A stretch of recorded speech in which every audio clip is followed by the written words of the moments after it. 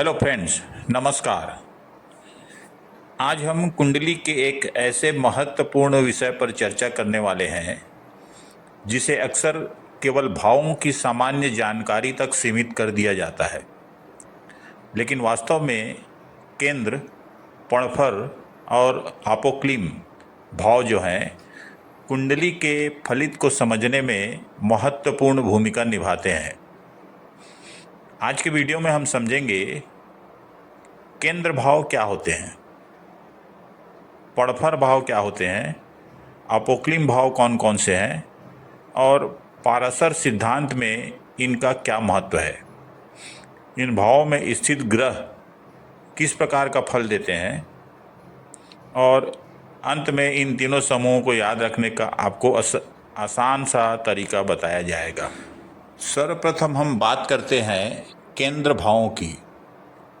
जैसा कि आप कुंडली में देख रहे हैं, कुंडली में पहले, चौथे, सातवें और 10वें भाव को केंद्र भाव कहा जाता है। पूरी कुंडली की यह नींव होती है। आप ये कह सकते हैं कि एक प्रकार से आपके जीवन का आधार या बेस, आपको यह पता लगाना हो कि इस व्यक्ति का जीवन का आधार या बेस कितना मजबूत है, तो आप इन तीनों भावों को देख सकते हैं। इन चारों स्थानों को, फर्स्ट, फोर्थ, सेवंथ और 10वें भाव को देख करके आप यह समझ सकते हैं कि इस कुंडली का बेस कितना मजबूत है। प्रथम भाव, चतुर्थ भाव, सप्तम भाव और 10वां भाव। क्योंकि प्रथम भाव जो है वो व्यक्ति का शरीर, व्यक्तित्व और जीवन की दिशा को दर्शाता है।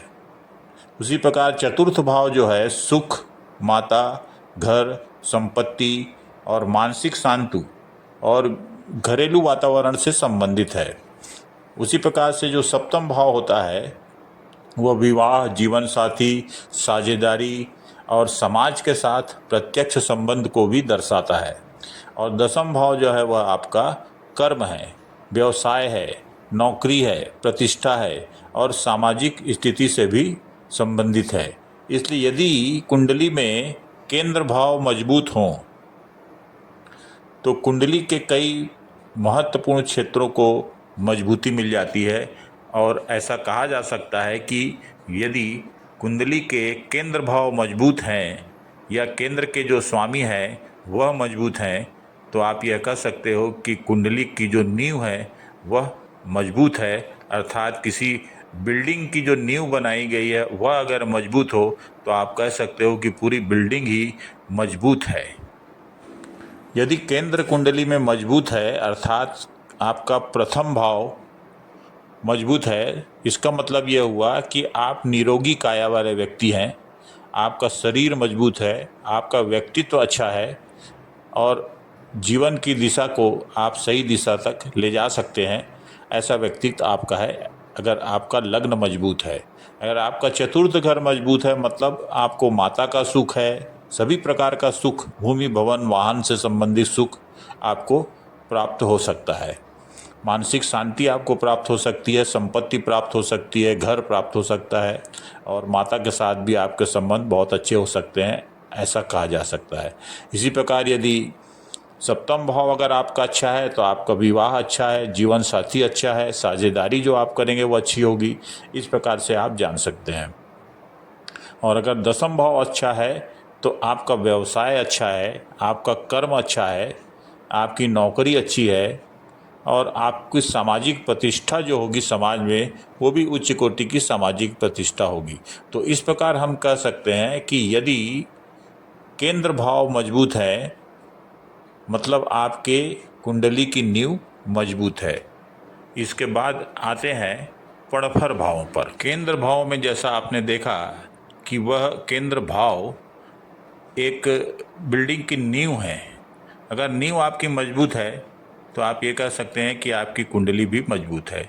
लेकिन जब आप पणफर भाव में आते हैं तो पणफर भाव जो होता है दूसरा, पांचवा, 8वां और 11वां भाव, second house, fifth house, 8th house और 11th हाउस को पणफर कहते हैं। पणफर भाव में मुख्य रूप से केंद्र के बाद जो भाव आते हैं उन्हें हम पणफर भाव कहते हैं। और इससे कुंडली में विकास, संचय और परिणाम की दिशा जानी जा सकती है। अर्थात आप ये कह सकते हैं कि जब आपने कुंडली की बेस केंद्र को बना लिया तो उसके बाद जब की जो स्थिति है, मतलब आप जो बाद की तैयारी करते हैं, वह पणफर है। तो इसमें जो दूसरा भाव होता है, दूसरा भाव पणफर का, वो धन और परिवार और वाणी से जुड़ा हुआ होता है। और जो पांचवा भाव होता है वह बुद्धि है, आपकी शिक्षा है, ग्रेजुएट लेवल की शिक्षा है, आपकी संतान है और आपके पूर्व जन्म के पुण्य इस भाव से देखे जा सकते हैं। उसी प्रकार आठवां भाव जो होता है इसमें, वो आयु का है, परिवर्तन का है, अचानक लाभ का है, गुप्त या शोध ज्ञान का है और अचानक घटनाओं का भी यह हाउस कहलाता है। लेकिन आप 11वें भाव को जब देखते हैं तो 11वां भाव क्या है? लाभ का है, आय का है, इच्छा पूर्ति का है। तो आप यह देख रहे हैं कि यह जो पणफर भाव है, इसमें एक तो शिक्षा का भाव आ गया, आपकी ग्रेजुएट लेवल की शिक्षा, ग्रेजुएट स्कूली शिक्षा जो है आपके केंद्र भाव में आ गई।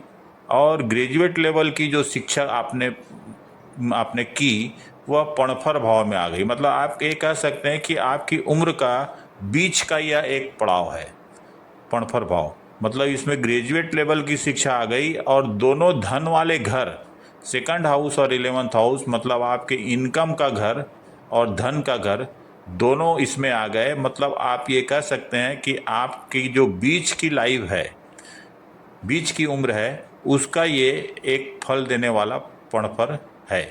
सेकंड हाउस भी धन का घर है और 11th हाउस भी धन का घर है। तो आप ये कह सकते हैं कि पणफर से आप यह जान सकते हैं कि आपकी जो मध्य एज की जो आयु होगी उसमें आप कितनी तरक्की कर सकते हैं और उसमें आपको क्या रिजल्ट्स मिलेंगी। पणफर से आप ज्ञान प्राप्त कर सकते हैं। इसी प्रकार कुंडली में पणफर के जो आगे के भाव हैं, जैसे तीसरा भाव, छठवां भाव, 9वां भाव और 12वां भाव, third house, 6th house, 9th house और 12th हाउस, इनको हम अपोक्लिम कहते हैं। मतलब ये आप ऐसा कर सकते हैं कि आपने बिल्डिंग की नींव बनाई, उसमें ढांचा तैयार किया, अब लास्ट में जब आप उसको रंग रोगन कर रहे हैं या पेंटिंग कर रहे हैं तो वह अपोक्लिम है, ऐसा आप कह सकते हैं। तो तीसरा भाव जो है वो व्यक्ति के अपने प्रयास को दर्शाता है। व्यक्ति का जो प्रयास है, पराक्रम है, उसको तीसरा भाव बताता है। और छठवां भाव संघर्ष का है, प्रतियोगिता का है, कॉम्पिटिटिव एग्जाम का है। और 9वां भाव जो है वह भाग्य का है, धर्म का है, पिता का है, ऐसा भी कह सकते हैं आप।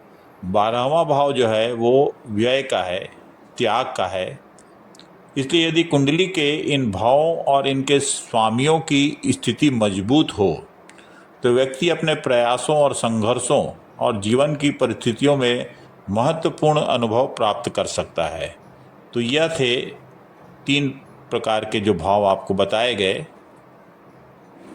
इसके बाद हम आते हैं उपचय भावों पर।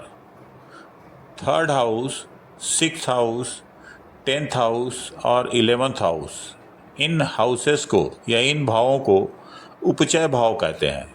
उपचय का अर्थ होता है वृद्धि होना, धीरे धीरे बढ़ना और समय के साथ सुधार।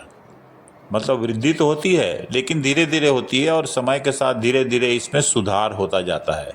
इसीलिए ऐसा कहा जाता है कि इन भावों का संबंध ऐसे क्षेत्रों से माना जाता है जहां व्यक्ति को मेहनत, संघर्ष और अनुभव के साथ धीरे धीरे सफलता मिलती है। तो इसमें जो भाव होते हैं, तीसरे भाव, छठवां भाव, 10वां भाव और 11वां भाव, जैसा कि आप डायग्राम में देख रहे हैं। तीसरा भाव आप जानते हैं कि साहस, पराक्रम, प्रयास और छोटे भाई बहन से संबंधित होता है।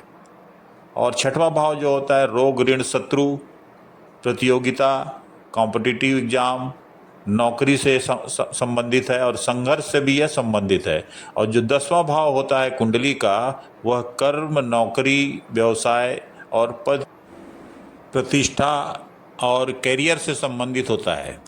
और इसी प्रकार आप जानते हैं कि जो 11th हाउस है वो आपकी इनकम है, लाभ है, इच्छा पूर्ति है, बड़े भाई बहन से संबंधित है और आपका नेटवर्क 11वें भाव से कहलाता है। तो उपचय भाव जो होते हैं, तीसरे, छठवें, 10वें और 11वें भाव, इन सभी चीज़ों को यह रिप्रेजेंट करते हैं। और आप ये कह सकते हैं कि उपचय भाव में, जैसा कि मैंने आपको पहले बताया, इनका अर्थ होता है धीरे धीरे वृद्धि होना या धीरे धीरे बढ़ना, समय के साथ सुधार होना। तो इन भाव में धीरे धीरे वृद्धि होती है और समय के साथ धीरे धीरे सुधार होता है। ऐसे भावों को हम उपचय भाव कहते हैं। उपचय भाव में स्थित ग्रह समय के साथ विकसित होते हैं।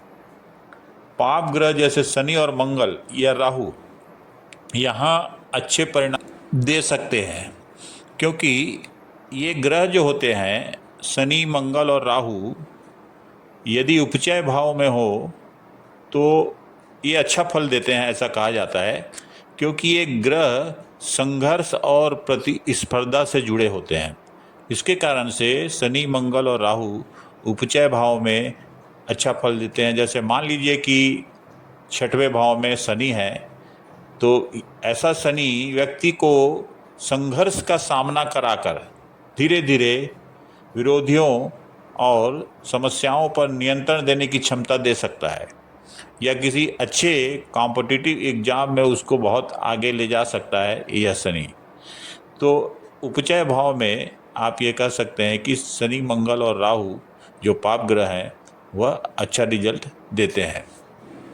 इसी प्रकार त्रिकोण भाव जो होते हैं, पहला house, first house, 5th house और 9th हाउस, इसको वैदिक ज्योतिष में त्रिकोण भाव कहा जाता है।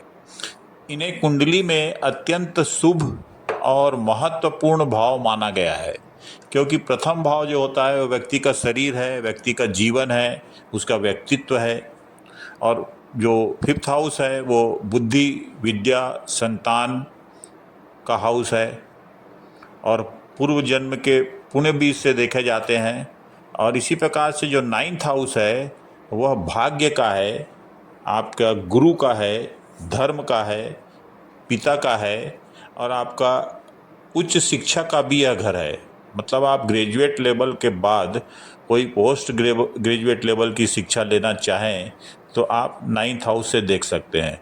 तो इन भावों को बहुत ही ज़्यादा महत्व दिया गया है, 1st हाउस, 5th हाउस और 9th हाउस को।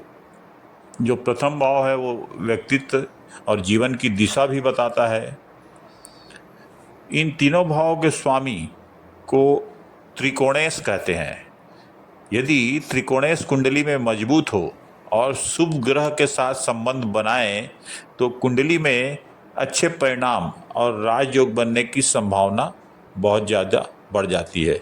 जैसे कोई केंद्र का स्वामी यदि त्रिकोण के स्वामी के साथ युति बना ले तो केंद्र त्रिकोण राजयोग बन जाता है। धर्म कर्म अधिपति योग बन जाता है यदि 9th हाउस और 10th हाउस के जो लॉर्ड हैं वो आपस में इंटरचेंज कर ले या आपस में युति बना ले।